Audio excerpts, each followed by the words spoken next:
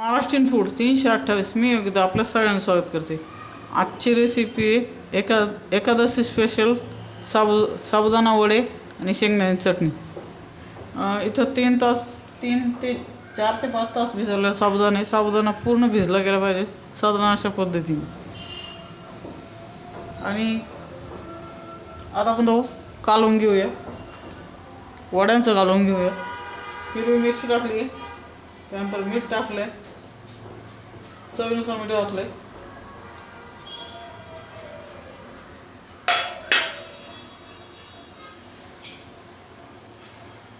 त्यानंतर आपण घालतो उकडलेले बटाटे,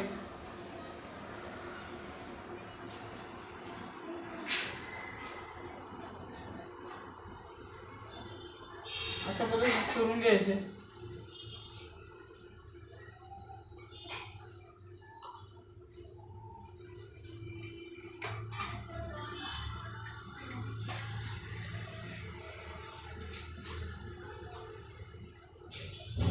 सर्व बटाटे अशा पद्धतीने सोडायचे।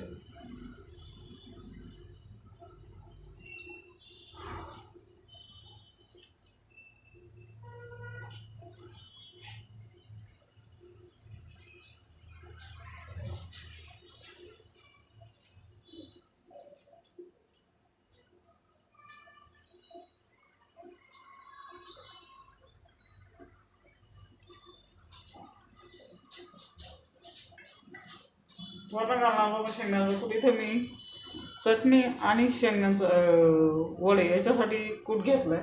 अर्धा कूट आपण इथं वापरणार आहोत, अर्धा कूट चटणीसाठी ठेवलाय।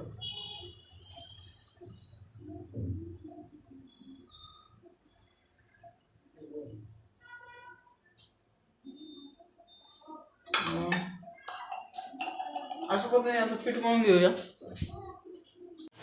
तुम्ही बघू शकता इथं वड्यांचं पीठ मळून आपण जे पीठ मळलं होतं आपण त्याचे गोळे करून अशा प्रकारे वडे बनवून घेतले। आता आपण थापून त्याचे साबुदाणा वडे बनवूया।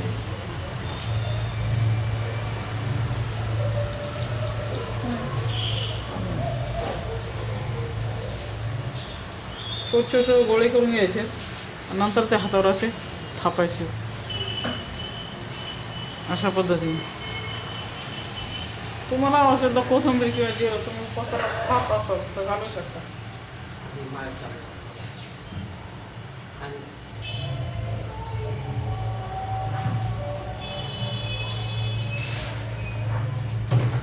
अशा पद्धतीने हातावर थापायचे।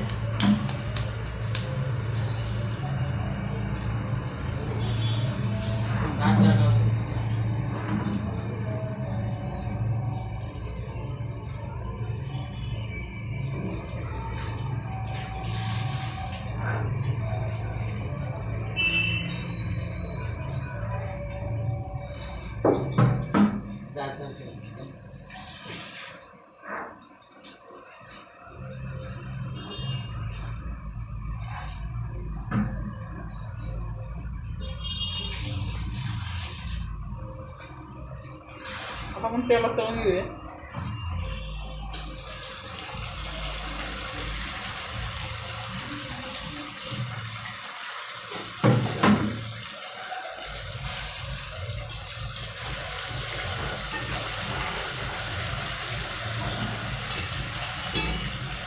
जिरे किंवा कोथिंबीर तुम्हाला टाकायचं टाकू शकता, मसाला तुम्ही खात असाल तर।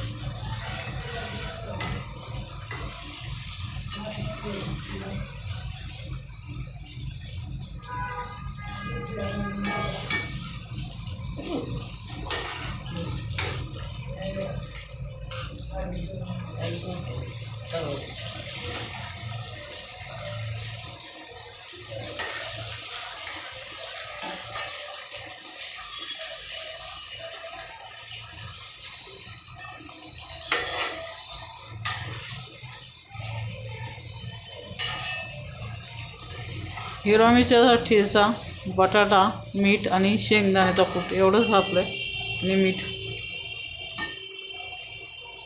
फार कमी साहित्यात बनणारी गोष्ट।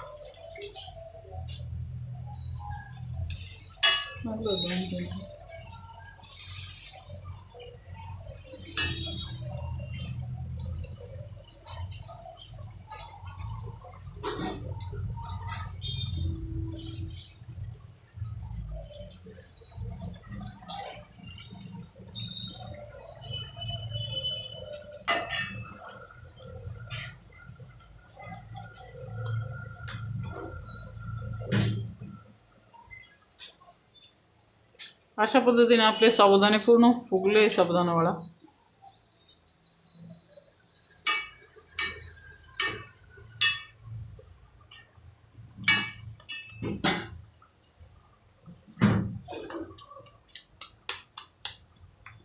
बाकीचे मी तळून घेते.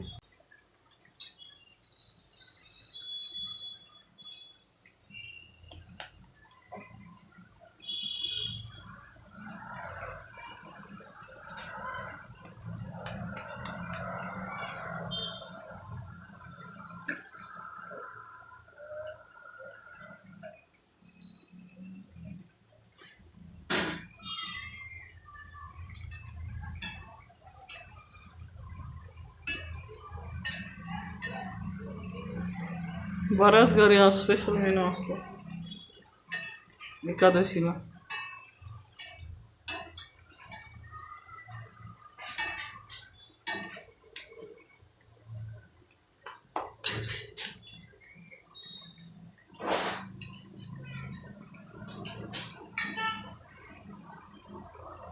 बघू शकता इथं मी दही घेतलंय. आता आपण चटणी बनवतोय वड्यासाठी.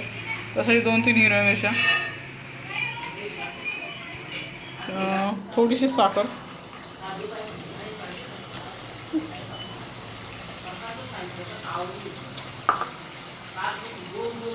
थोडीशी साखर,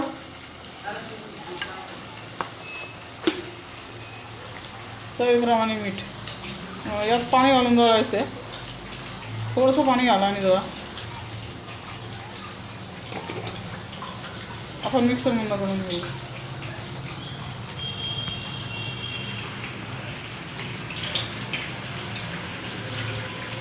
तिखट आंबट गोड अशी चटणी.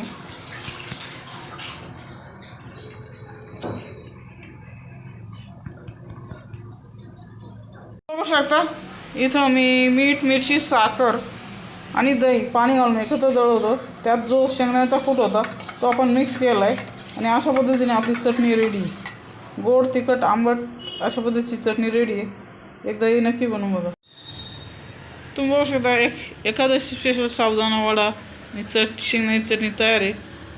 तुम्हाला हा व्हिडिओ आवडला तर लाईक करा, शेअर करा, चॅनलला सबस्क्राईब करा. भेटूया पुढच्या व्हिडिओमध्ये. थँक्यू.